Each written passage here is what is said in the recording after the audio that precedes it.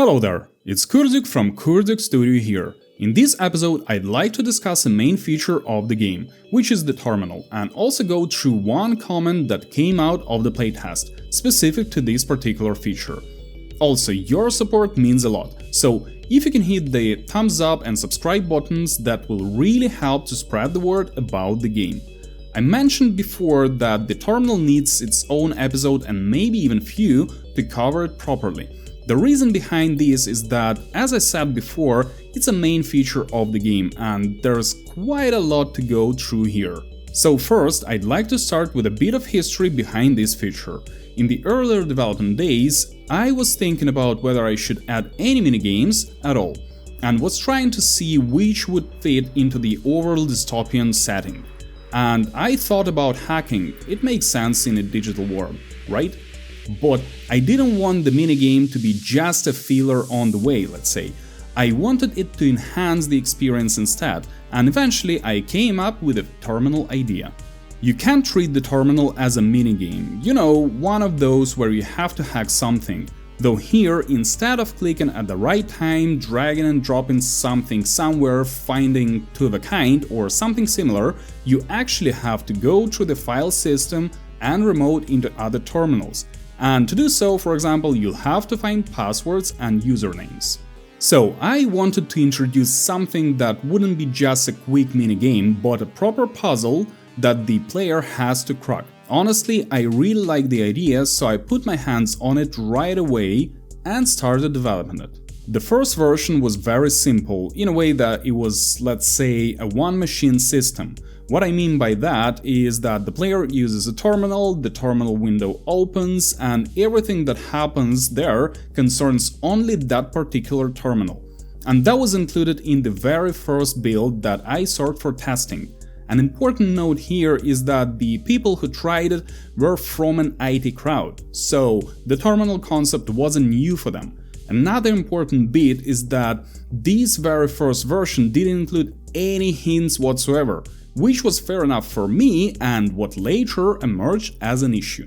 By the way, there weren't many commands at the time. They were ls to list the contents of a directory, cat to output the contents of a file into the terminal window, cd to change directory, dysthing for file execution, help to show command annotations, clear to clear everything in the terminal window, and exit, well, to exit. Then I continued to develop the idea further, thinking about how to better implement it into the gameplay and supplement the quest system.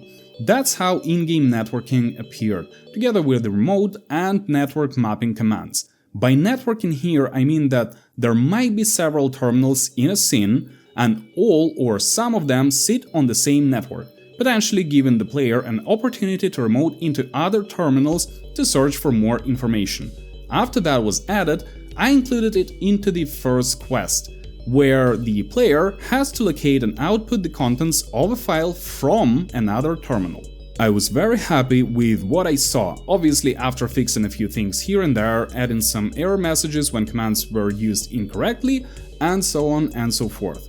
And that was the time when I decided that I had to serve it to someone who's not into IT affairs and who has never used a terminal before. And I did it, and it didn't go well.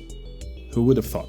A short summary was that it was hard to use the terminal and that it needed some tutorial. Well, fair enough. So I added a tutorial, not just one, by the way, as I decided to spread it across several terminals so the player wouldn't be bombarded with loads of information at once, and only a handful of commands would be needed to clear each terminal puzzle. I also added a small box in the bottom right corner which shows the exact command to be executed. I also decided to keep the file system of each terminal similar, to make it easier to navigate through them. What this means is that the player can be sure that each terminal will contain a number of the same directories. For example, each terminal will have directories like tmp and home at its root. Just to elaborate a bit further, whenever the player triggers her terminal, it always starts at root. So executing the listing command ls on any terminal right after the start will show those tmp and home directories. Now, about the playtest and the comment I received. To make sure I'd get diverse feedback, I distributed keys to some people with an IT background and to some without, to see how easy it would be to crack the terminal puzzle. And probably it's important to mention that the first puzzle appears about 5 to 10 minutes after a fresh start in the Virtue office. So, one of the guys without an IT background came back to me saying, well, I cannot crack it, it's quite hard, and I doubt players will bother trying to. I won't say that this came as a surprise, to be honest, as from the start I was quite aware that the game is quite niche and aimed at a particular group of gamers. And as I knew the guy personally, I also knew that he's not from this group, though that was exactly the point, to hear a comment from someone like him. Nevertheless, regardless of the fact that it wasn't a surprise, it raised a concern about how many people will really be up for a good puzzle, and let's be honest, quite a specific one.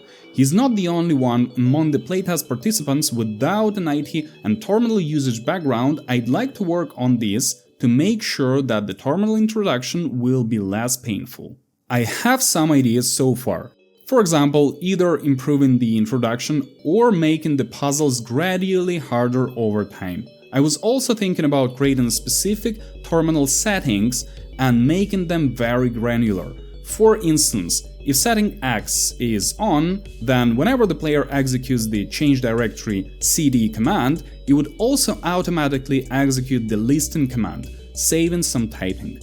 Again, there's quite a lot to think about here, to be honest, and I'll be thinking about how to improve the terminal experience further. And here's the question to you. I know you haven't played it yet, but from what you've seen and what you know so far, how do you think it can be improved?